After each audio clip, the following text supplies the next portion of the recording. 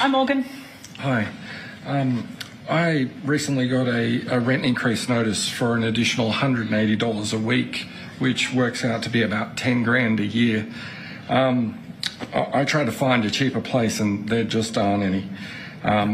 What little is available, there's dozens of people lined up. Lots of them are immigrants and they have plenty more money than I can possibly get. I'm already working 2 jobs.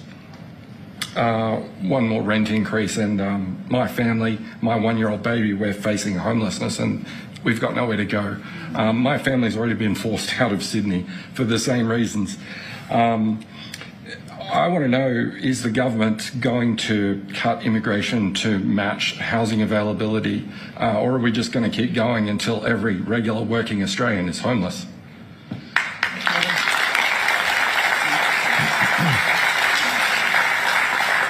Well, I'm so sorry you're going through that, and it's a story we all hear right across the country, obviously particularly in the biggest states around the biggest cities. We have been working very hard to get migration levels, immigration levels down to something we think the country can manage, and we have been working very hard to get migration levels, immigration levels down. We have been working very hard to get migration levels, immigration levels down.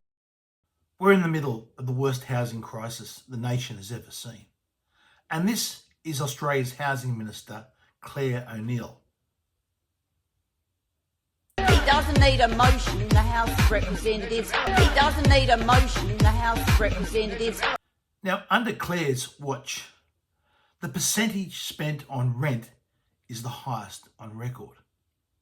Under Clare's watch, the proportion of income needed to cover mortgage repayments is also the highest on record. And the time it takes for the average Australian to save for a deposit for a home is also the highest on record. Clare is clearly out to try and challenge Chris Blackout Bowen for the most incompetent member of the Labor government. Yet somehow, with all this disaster around her, and this failure after failure after failure, Clare has found time to use taxpayer money to create this TikTok video.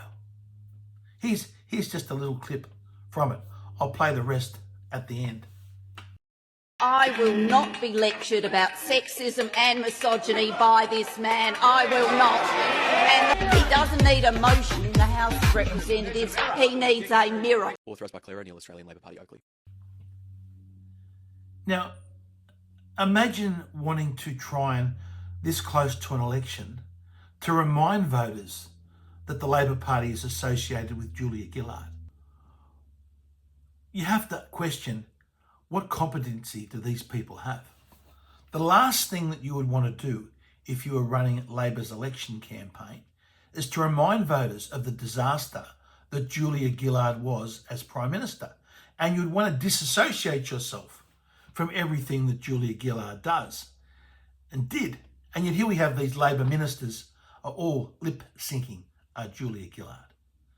Yeah, because voters can still remember Julia Gillard's famous promise, there will be no carbon tax under a government that I lead, which just only reminds voters of Mr Albanese's promise of the $275 off our electricity bills. Prime Minister, no mention today or tonight, as a matter of fact, about the carbon tax. Have you decided that's going to cost you votes? Is that why it's on the shelf? There will be no carbon tax under the government I lead. Our prices by $275 for cheaper electricity. It will save families $275 on average a year. There will be no carbon tax under the government I lead. Households will benefit by $275 on average. It will mean cheaper power for homes and businesses. That will reduce power prices by $275. And Australian taxpayers won't forget that Julia Gillard took tens of millions of dollars off them and gave it to her mate Hillary Clinton over at the Clinton Foundation.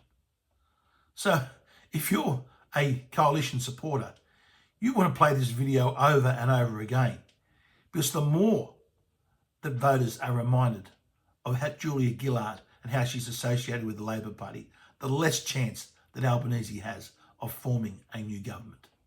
So just when we thought that Chris Bowen had the title wrapped up for the worst minister in this government. Out comes Claire O'Neill with this brilliant performance on this TikTok video.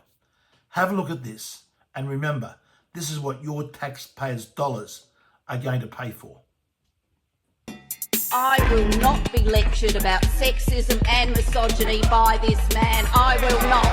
And the government will not be lectured about sexism and misogyny by this man. Not now, not ever.